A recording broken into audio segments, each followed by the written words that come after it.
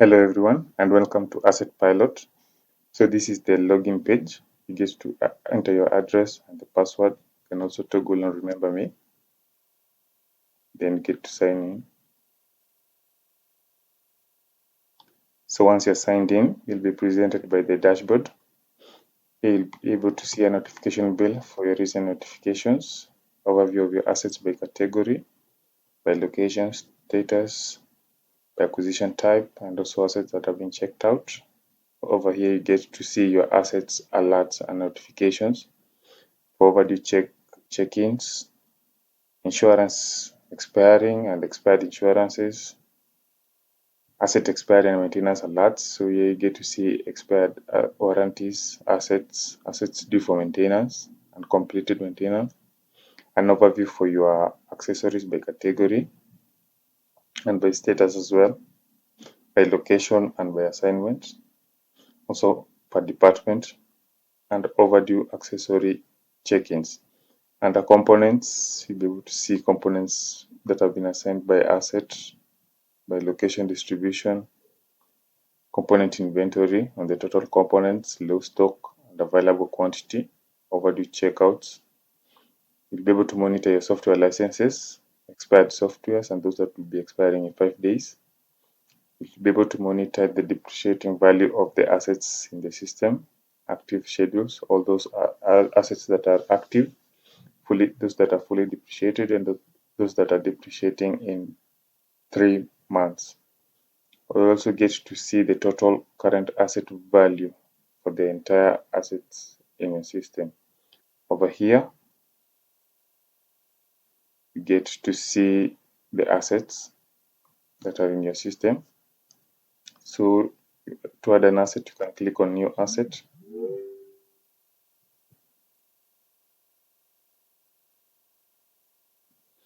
So here you can add all the asset details, name, images, category, purchase date, supplier, brand, location, warranty, expiry, insurance.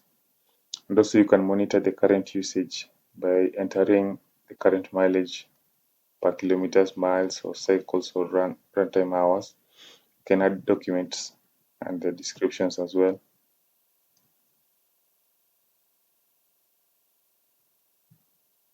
You can import the assets as well. You just click on the import assets button. Here you'll be able to download a CSV file that you'll be able to add your assets and be able to import them. You can export your records as well, your data. You can select the columns that you want to export.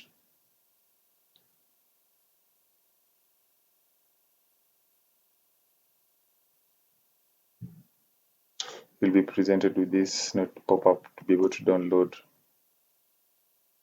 the CSV file. So once you click on it,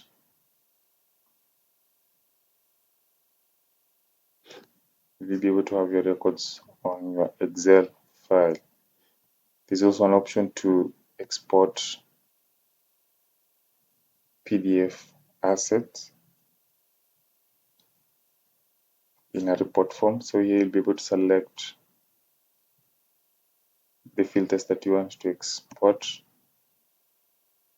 also the status, where it has been assigned to, the purchase date, price, filters as well, and the columns that you want to be able to view. You can change the orientation and you can click on submit.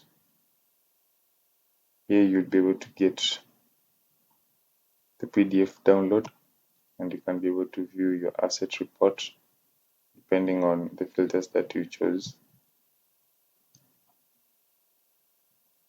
Then you can edit an asset details after you've added it to the system. On this column, you can view whom the asset it has been assigned to and also the status of the asset, maybe if it's under maintenance, available, assigned, or disposed. There's an option to delete, but it will be added to the recycle bin. You can transfer a location and you can also check out an asset. On this second row, you're able to see there's an active location transfer that has not yet been accepted. So if you go over to that user will be able to click on accept once the asset has been transferred to them. That is one option. And the asset will be transferred to their location.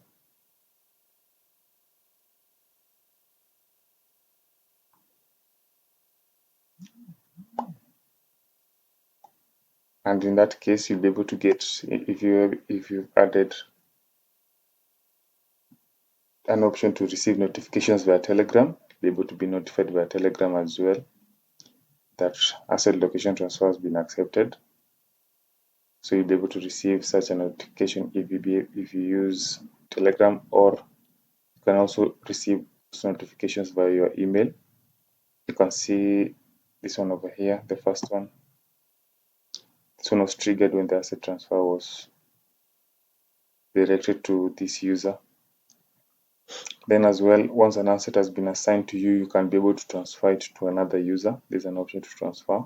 Once it has been assigned to you, this button will be available in your account. Just click on transfer user.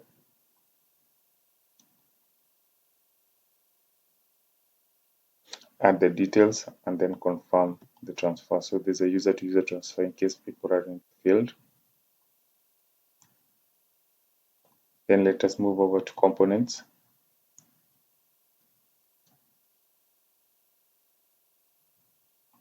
Here you'll be able to add a new component, export the existing, you can import, and you can export a PDF file. So with components, you're able to view the total number of components, the remaining after it has been checked out. There's an option to transfer location to check it out as well. And you'll be able to receive a warning in case you're low on stock. Over here in the view section, you'll be able to see the checkout history of the components, the return history.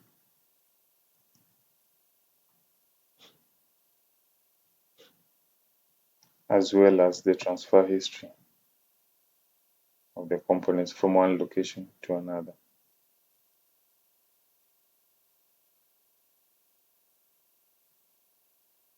So in case you're low on components, you'll be able to receive an alert such as this via your email. It will notify you that the components are below stock as well.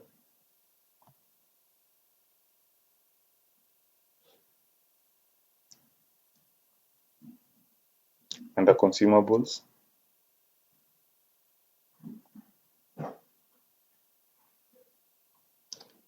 you'll be able to add the consumables that you're using in your environment. So you can add the total and the remaining, then you can then check them out one by one. And once they're depleted, you can delete the consumable and add a new one. Under the checkout, there's an option to check out to the recipient. Department is optional, the location is optional, and the quantity to check out. Once you're below stock, you will be able to be notified via email as well. Accessories operate in the similar manner as assets. So in case you have tools, this is the place to place your tools and be able to import, export, and also add a new accessory. So these are the functions that you can be able to use either to edit, delete, you can transfer location, you can check out, as well as to transfer to another user. Under software assets, here you can monitor the currently running softwares in your system. So you can assign and unassign as a license and also monitor the expiry date. So under asset management, this is where you get to monitor the assets depreciations. So each time an asset is logged in into the system, it will be automatically added to this list. The default depreciation months is 60 months. The default depreciation method is a straight line. And the replacement cost, you'll be able to add it. This is the amount of money that you'll be able to use to replenish this asset once it's depreciated. And also the depreciation start date will start the day the asset was added to the system.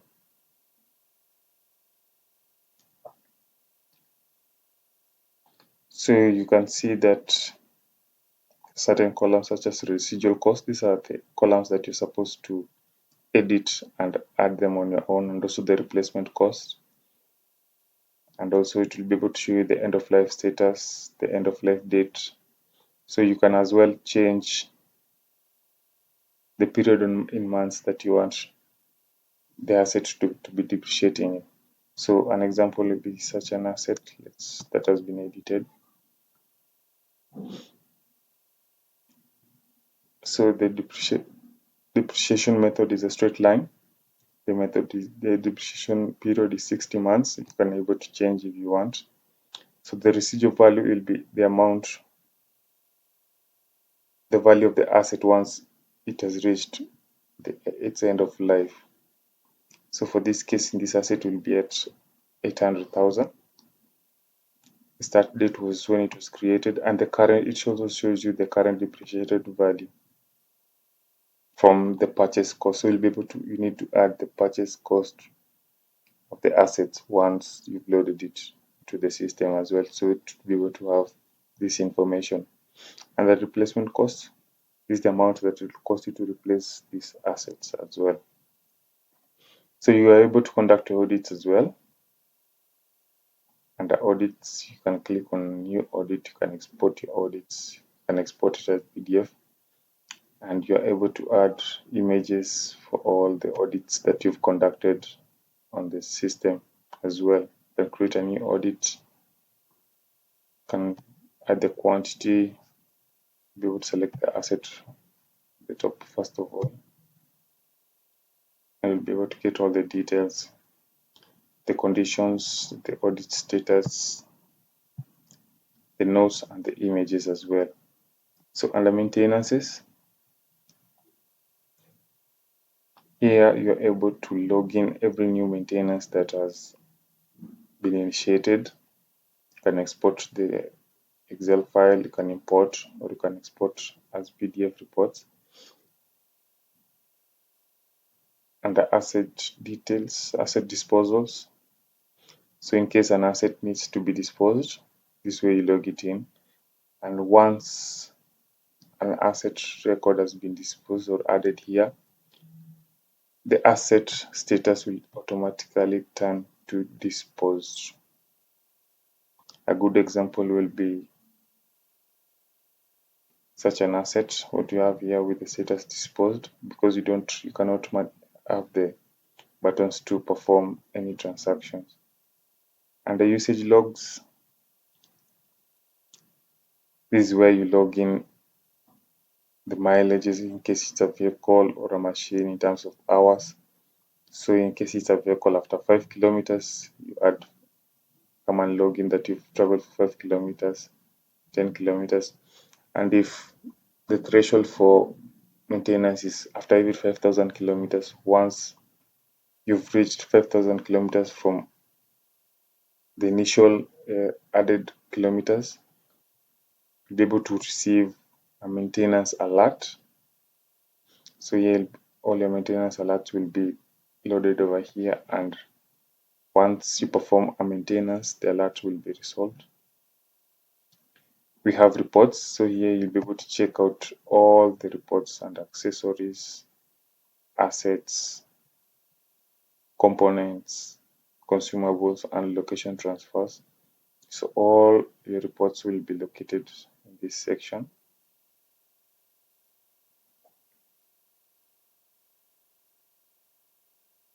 So these are the reports for the all location histories. The columns for the type, whether it's a component, consumable, asset, or accessories. transferred from, to, and moved by, and transferred at. And inventory management is where you add the categories of your assets, whether it's furniture, whether it's appliances, software, computers. Brands, you can monitor the brands that you usually use in your organization. If you do have customers, you can add them. And when it comes to the assets section, you can check out to customers in case you're leasing out an asset or an accessory to a customer. And the suppliers, this way you get to monitor your supplier list.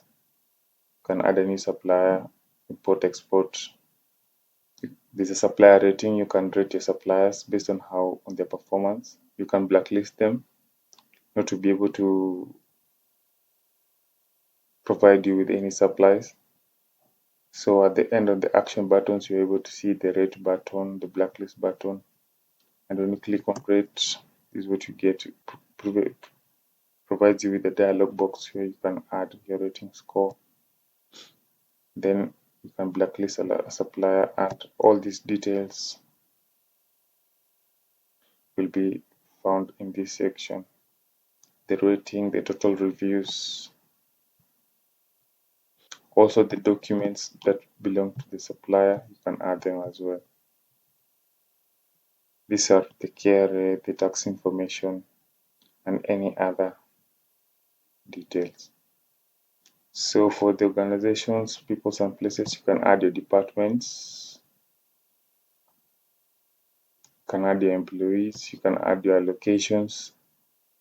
So in this case, employees will be those users who don't need access to the system, but you need to monitor their usage.